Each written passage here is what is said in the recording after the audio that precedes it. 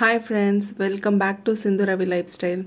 I hope எல்லாரும் நல்லா இருப்பீங்கன்னு நினைக்கிறேன். இன்னைக்கு வீடியோல என்னோட டே டு டே லைஃப்ல என்னென்ன பண்றேன்னு பார்த்துட்டு அப்படியே ஒரு சின்ன ரெசிபியும் பார்த்துடலாம். என்னோட நாத்தனார் ஊருக்கு போயிருந்தாங்க. அவங்க ரிட்டர்ன் வரும்போது மருதாணி கொஞ்சம் எடுத்துட்டு வந்தாங்க. அவங்க எடுத்துட்டு வந்து 2 days ஆச்சு. நான் இன்னும் அரைச்சு வைக்கவே இல்லை. சரின்னு சொல்லிட்டு ஃப்ரைடே நைட்டு தான் அரைச்சு வச்சேன். கை செவக்காதுன்னு கொஞ்சம் பயத்திலே தான் வச்சேன். ஆனால் நல்லாவே செவந்து வந்துச்சு. உருளியில் பூ போட்டே ரொம்ப நாளாச்சு. சரின்னு சொல்லிட்டு எனக்கு காலையிலே நல்லா வாஷ் பண்ணிவிட்டு உருளியில் பூ டெக்கரேஷன் பண்ணிகிட்டு இருந்தேன். இன்றைக்கி கொஞ்சம் கலர்ஃபுல்லாகவே பூ இருந்துச்சு. பார்க்கவே ரொம்ப அழகாக இருந்துச்சு. சரின்னு சொல்லிட்டு உருளியை டெக்கரேட் பண்ணிவிட்டு அப்படியே போய் வாசலில் வச்சாச்சு. நான் எப்போவுமே உருளியை வாசலில் தான் வைப்பேன். நிறைய பேர் பூஜை ரூமில் வைப்பாங்க. ஆனால் என்னோடய பூஜை ரூம் ரொம்ப குட்டியாக இருக்கும். அதில் அங்கே வைக்க முடியாதுங்கிறதுனால நான் எப்போவுமே வாசலில் தான் வைப்பேன். உருளியெல்லாம் வச்சுட்டு அதுக்கப்புறம் காலையில் எப்பவும் போல் காஃபி போட வந்தாச்சு. நாங்கள் ரீசெண்டாக இப்போ பசும்பால் தான் யூஸ் பண்ணுறோம். இதில் வந்து நிறையவே பால் தங்குது. அதெல்லாம் எடுத்து வச்சுருக்கேன். இன்னும் ஒரு நாள் நெய் எடுக்கும்போது கண்டிப்பாக வீடியோ போடுறேன்.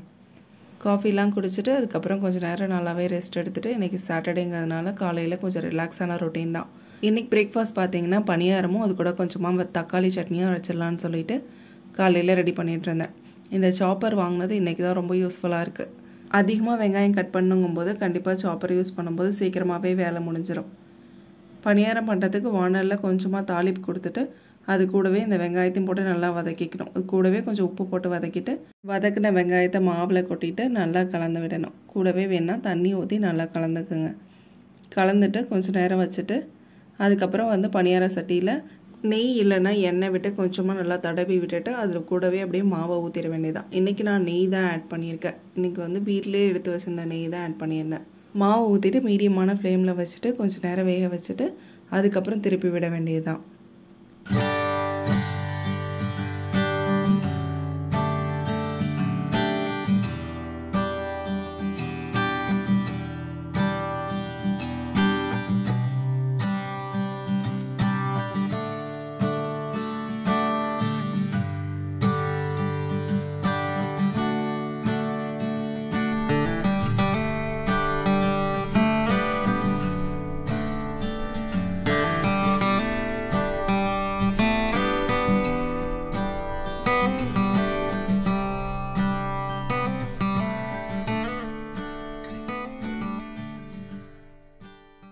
நம்மளோட டேஸ்டியான பணியாரம் ரெடி ஆகிடுச்சு. இது கூடவே என் ஹஸ்பண்ட் வந்து முட்டை பணியாரம் வேணும்னு கேட்டிருந்தாங்க.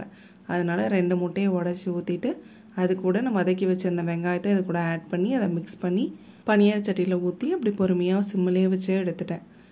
இதுவும் ரொம்ப சூப்பராகவே ரெடியாக இருந்துச்சு. கொஞ்சம் நல்லா ஸ்பாஞ்சியாகவே இருந்துச்சு.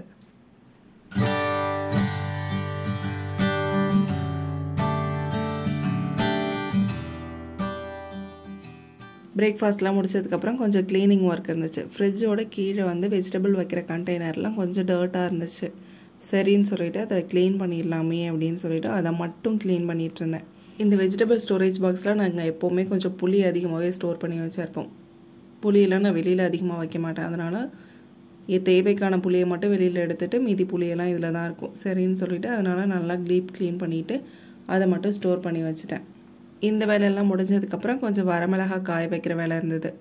நாங்கள் காய வைக்கணும்னா 3 floor ஏறி போய் தான் காய வைக்கணும். 3 மாடி ஏறி போகிறதுலாம் எனக்கு வந்து நிறைய பொருள்லாம் காய வைக்க போயிடுவேன்.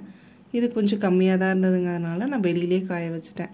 எங்கள் வீட்டுக்கு வெளியில் கொஞ்சம் நல்லாவே வெயில் அடிக்கும். இந்த டைமில் போய் காய வச்சிட்டோம் அப்படின்னா ஒரு 2 மணி வாக்கில் வந்து வெயிலெலாம் போயிட்டு நிழலாயிடும். அந்த டைமில் எடுத்துகிட்டு வந்துடலான்னு சொல்லிவிட்டு எடுத்துகிட்டு போய் காய வச்சுட்டேன். வீட்டுக்கு வெளியில் அப்படியே சேரை போட்டுட்டு அப்படியே காய வச்சுட்டு வந்துடுவேன். ஏதாவது கம்மியான பொருள் காய வைக்கணுன்னா நான் இப்படி தான் காய வச்சுக்குவேன். நிறையா அது காய வைக்கணுன்னா மட்டும்தான் மாடிக்கு போவேன்.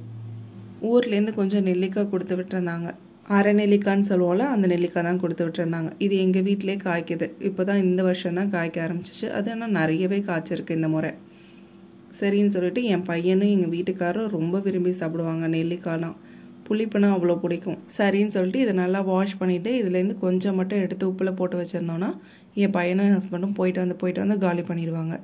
கொஞ்சமாக மட்டும் உப்பில் போட்டு வச்சுட்டு மீதி எடுத்து ஃப்ரிட்ஜில் ஸ்டோர் பண்ணி வச்சுட்டேன். இந்த வேலையெல்லாம் நான் செஞ்சிட்ருக்கும் போது என் பையனும் ஹஸ்பண்டும் கடைக்கு போயிட்டு எனக்கு ஒரு ஜூஸ் வாங்கிட்டு வந்தாங்க. அப்படியே குடிச்சிட்டு லஞ்ச் ரொட்டீன் ஸ்டார்ட் ஆகிடுச்சு. இன்றைக்கி லஞ்சுக்கு சிம்பிளான புலாவ் ரெசிபி தான் பண்ண போகிறேன். சைட் டிஷ்ஷாக எக் வேக வச்சுருக்கேன். இன்றைக்கி புலாவ் வந்து குக்கரில் தான் பண்ண போகிறேன். ஃபஸ்ட்டு கொஞ்சம் எண்ணெய் சேர்த்துட்டு அதுக்கப்புறம் கொஞ்சம் நெய் சேர்த்துக்கணும். நெய் தான் இதுக்கு வாசம், பிடிச்ச அளவுக்கு சேர்த்துக்கலாம். அப்புறம் வந்து 2 பட்டை, 2 கிராம்பு, 2 ஏலக்காய், கொஞ்சமாக சீரகம் இதெல்லாம் போட்டு நல்லா பொரிஞ்சதும் அது கூட முந்திரி போட்டுக்கலாம். ஆப்ஷனல் தான், ஆனால் நான் போட்டுக்கிட்டேன். இதெல்லாம் நல்லா வதங்கினதுக்கப்புறம் வெங்காயத்தை போட்டு வதக்க வேண்டியதான். வெங்காயம் வந்து ரொம்ப வதங்கணும்னு அவசியம் இல்லை, பிரியாணி அளவுக்கு. இதுக்கு லைட்டாக கலர் மாறினா மட்டும் போதும். அப்புறம் கொஞ்சமாக இஞ்சி பூண்டு பேஸ்ட்டு போட்டுட்டு நல்லா வதக்கி விடணும், அதோட பச்சை ஸ்மெல் போகிற அளவுக்கு. இதெல்லாம் நல்லா வதங்கினதுக்கப்புறம் இது கூட நான் வந்து 2 பச்சை மிளகாய் கீரி ஆட் பண்ணிக்கிட்டேன். இது கூடவே கொஞ்சமாக கசூரி மேத்தியை நசுக்கிட்டு அதோட சேர்த்துக்கோங்க. நல்ல ஃப்ளேவர் தரும் இந்த புலாவுக்கு. அதுக்கப்புறம் நல்லா வதங்கினதும் இது கூடவே கொஞ்சம் வெஜிடபிள்ஸ் எல்லாம் கட் பண்ணி வச்சுருந்ததை ஆட் பண்ண வேண்டியதான். இது கூட நான் பீன்ஸு, கேரட்டு, அப்புறம் பொட்டேட்டோ, கொஞ்சமாக பட்டாணி இதெல்லாம் வந்து நல்லா சேர்த்துட்டு நல்லா வதக்க வேண்டியதான். இந்த ஸ்டேஜில் இதில் கொஞ்சமாக வந்து மல்லித்தழை மட்டும் ஆட் பண்ணால் போதும், புதினாலாம் போட தேவையில்லை. நல்லா வதக்கிட்டு இதில் வந்து நான் பாஸ்மதி ரைஸ் ஊற வச்சுருந்தேன், அந்த பாஸ்மதி ரைஸை ஆட் பண்ணிவிட்டு நல்லா கலந்து விட்டுற வேண்டியதான். அரிசி உடையாமல் மேலாப்பில் கிளறி விடுங்க. அப்புறம் இதுக்கு தேவையான அளவுக்கு உப்பு போட்டு நல்லா கலந்து விடணும். 1 டம்ளர் அரிசிக்கு நான் 1.25 அளவுக்கு மெஷர்மெண்ட் தண்ணி எடுத்துக்கிட்டேன். உங்களுக்கு எந்த அளவுக்கு கரெக்டாக இருக்குமோ அதை நீங்கள் எடுத்துக்கோங்க. இதில் சில்லுன்னு தண்ணி ஆட் பண்ணாமல் அந்த மெஷர்மெண்ட் தண்ணியை வந்து நான் தனியாக கொதிக்க வச்சுருந்தேன், அதை வந்து இதில் ஆட் பண்ணிவிட்டு அதுக்கப்புறம் வந்து நல்லா கலந்து விட வேண்டியதான். கலந்து விட்டுட்டு ஓரளவுக்கு கொதிச்சதுக்கப்புறம் இதை வந்து குக்கரை மூடி ஒரு 3 விசில் மீடியம் ஃப்ளேமில் வச்சு எடுத்தோம்னா நம்மளுடைய வந்து புலாவ் ரெடி ஆகிடும்.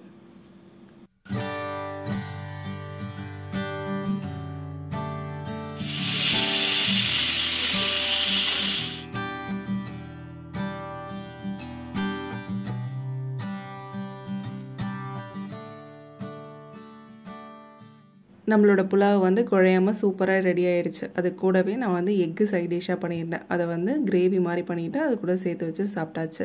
ஈவினிங் போல் காஃபி போட்டு குடிச்சிட்டு அப்படியே மாடி கிளம்பியாச்சு. மேலே துணி காய வச்சுருந்தோம், போய் எடுத்துகிட்டு வந்துடலான்னு சொல்லிட்டு நானும் என் பையன் ஹஸ்பண்ட் எல்லாருமே போயாச்சு. மேலே சூப்பராக காத்தடிச்சது. சரின்னு சொல்லிட்டு ரொம்ப நாளாச்சு மாடிக்கு போயின்னு சொல்லிட்டு அங்கே கொஞ்சம் நேரம் டைம் ஸ்பெண்ட் பண்ணிவிட்டு அப்படியே துணியெல்லாம் அங்கேயே உட்காந்து மடிச்சுட்டு எடுத்துகிட்டு வந்தாச்சு. இந்த ஒர்க்கெல்லாம் முடிஞ்சதுக்கப்புறம் நைட்டு டின்னர் ஸ்டார்ட் ஆகிடுச்சு. நைட்டு டின்னருக்கு சிம்பிளாக தோசை ஊற்றி சாப்பிட்டுட்டு அப்புறம் கிச்சன் க்ளீன் பண்ணுற வேலை இருந்துச்சு. கவுண்டர் டாப்பில் இருக்கிறது எல்லாத்தையும் எடுத்து கீழே வச்சுட்டு அடுப்பையும் நல்லா க்ளீன் பண்ணிவிட்டு அதுக்கப்புறம் வாஷ் பண்ணி விட்டுட்டு எல்லாத்தையும் வந்து திரும்ப ரீஅரேஞ்ச் பண்ணியாச்சு. அப்புறம் எப்பவும் போல் பாதாம் ஊற வச்சுட்டு அதுக்கப்புறம் போய் தூங்க போயாச்சு. அவ்வளோதான் ஃப்ரெண்ட்ஸ், இந்த விலாக் இதோட முடியுது. இந்த விலாக் உங்களுக்கு பிடிச்சிருந்துச்சுன்னா மறக்காமல் லைக் பண்ணுங்கள், சப்ஸ்கிரைப் பண்ணுங்கள், கமெண்ட் பண்ணுங்கள், ஷேர் பண்ணுங்கள். இன்னும் ஒரு இன்ட்ரெஸ்டிங்கான வீடியோவில் பார்க்கலாம் ஃப்ரெண்ட்ஸ். Bye.